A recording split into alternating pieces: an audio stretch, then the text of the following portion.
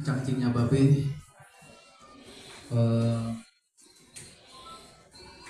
tanpa mengurangi rasa hormat seperti yang sudah disebutkan para tamu undangan yang terhormat yang ada di depan kita, para pejuang-pejuang budaya kita yang ada di depan, juga para pelestari budaya yang sudah hadir, para orang-orang yang peduli budaya, pecinta budaya, juga orang-orang yang mendahulukan kita di atas budaya. Teman-teman semua, kita mesti ketahui bahwa budaya Betawi sejatinya tidak bisa berjalan tanpa ada rasa kesadaran. Maka kemarin kita baru saja juga Oktober 2025 mengadakan yang namanya gerakan sadar budaya di Kota Tua. Itu menjadi titik nol pembenahan budaya Betawi ke depan. Ya, kenapa saya istilahkan titik nol? Saya menginisiasi istilah gerakan sadar budaya itu. Sadar budaya itu tidak lahir begitu. Kita tahu bahwa ada kejadian yang cukup fenomenal kemarin. Bagaimana pertama kalinya orang Betawi, organisasi Betawi mengungkap korupsi di Dinas Kebudayaan. Pernah dengar nggak coba? Saya tanya, ada yang pernah dengar? Pernah. Nah, itu salah satunya yang memperjuangkan adalah saya bersama beberapa rekan-rekan saya yang dinaungi organisasi kita namanya Formasi, Forum Aliansi Masyarakat Anti Korupsi. Itu Betawi yang menjadi gate, yang organisasinya juga bergerak secara nasional. Jadi di titik nol itu adalah poros pertama kali Betawi melek sebenarnya, dan gak banyak yang sadar. Ini sedikit saya ceritain intermezzo supaya teman-teman punya spirit, karena kalau datang ke sini cuma karena ada kerjaan, ada begini, kita percuma. Layatan baru kasyaro, sia-sia. Rasulullah sangat sering kali gitu dalam setiap dakwahnya menyebutkan janganlah kita sia-sia dalam sesuatu. Begitu juga Betawi ini irisannya sangat kental dengan keislaman, bagaimana budaya Melayu kita, bagaimana Arab dan Cina berpadu di sini. Suatu amanah, satu suku, satu kaum, apapun istilahnya, yang Betawi akhirnya menjadi diamanahkan. Dia kulturalisme, dia di Jakarta, di Betawi. Tapi berdedikasikah dia buat Betawi? Ya itu juga, itu ada lagi pertimbangan. Berjuangkah dia buat Betawi? Ada lagi pertimbangannya tuh. Ya kalau saya di istilahnya nyai saya itu limbang sari gitu. Kalau bahasanya beksi, seleksi alam. Pejuang dia akan ketemu pejuang akan memperjuangkan perjuangan, yang munafik.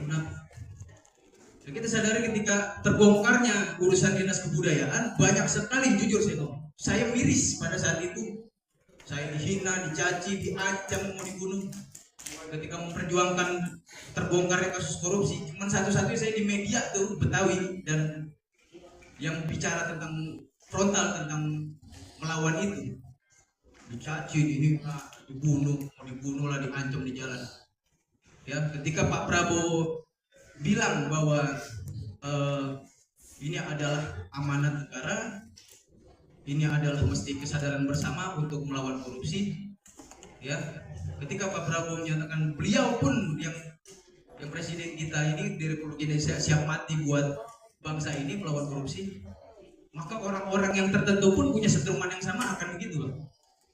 Dan diantaranya di Betawi, akhirnya disitulah titik nol poros moral Betawi ada.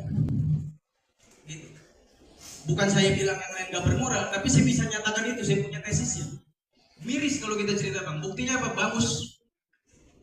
Ada yang ngaku-ngakuin lagi, betul nggak? Perdanya di sini, hukumnya di sini, apa segala macam, bikin lagi lembaga, mau ngancurin perda yang ada. Itu moral bang. Jadi akhirnya kita nggak sibuk bekerja, apa segala macam, sibuk kontok-kontokan. Itu yang terjadi sekarang fenomena. Saya teringat pesan Bapak salah satu tokoh Betawi Tanah yang belum lama meninggal, siapa Bang Nasir yang diskusi di kita? Iya, salah satu orang tua Bapak Mustar. Beliau bilang saat ini Betawi merosot jauh Pak. Saya bikin diskusi itu sehingga menjadi, ini diskusi ini udah panjang, dari mulai warung kopi sampai akhirnya pemerintah pun dengar, alhamdulillah, dan kita diapresiasi. Ini saya bilang Betawi titik moralnya sekarang ini titik nol. Jadi kalau kita nggak jagain bersama, siap-siap nanti kapitalis budaya yang berdamai. Saya nggak mau. Saya bilang, saya diajarin sama kong saya diajarin sama keluarga saya, bapak ibu saya, berjuanglah dengan orang. Gak ada tawar menawar, apalagi buat bangsa kita, kaum kita. Gitu. Jangan mau kita dipecah belah apa segala macam. Bukankah persatuan kesatuan adalah kebaikan, kan gitu? Kebaikan nggak, abang-abang? Kenapa kita berpecah belah? Jadi kotak-kotak ada kotak-kotaknya lagi, kotak-kotak ada kotak-kotaknya lagi. Apa akhirnya yang terjadi? Ekosistem budaya rusak, betul. Ketika ekosistem budaya rusak, maka hancurlah ekonominya di sini. Hancur, acak-acak kan itu saya akui. Karena saya juga bagian daripada pelaku budaya yang juga menjadi aktivis memperjuangkan. Ya, mungkin kalau saya dibilang naif nggak apa-apa, dibilang saya siap mati buat Betawi, ya saya salah satu apa di antara salah satunya. Orang di antara salah satunya berani memperjuangkan sampai segitu. Maka ya alhamdulillah suara-suara ini didengar sehingga menjadi diskusi-diskusi. Saya nggak minta, ini tadi mau ditaruh di hotel apa nggak, jujur ngomong. Saya bilang, saya menjunjung tinggi efisiensi supaya dinikmati banyak orang penyelenggaraan ini. Setiap penyelenggara 900 triliun kurang lebih, 900 miliar anggaran DKI tentang kebudayaan. Sampai nggak kira-kira? Sampai, rasanya doang selama ini. Itu yang terjadi Bang, fakta itu.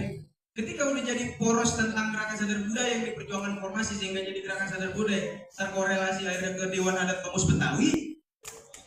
Akhirnya kita bersepakat, oke kita godok, kita harus bikin sistem yang sama-sama. Kenapa saya bikin tertutup? Supaya gak banyak yang denger Bang. Berapa banyak yang udah mau nawar konsep saya ini yang Bang Iki. Nawar yang miliaran, ratusan juta.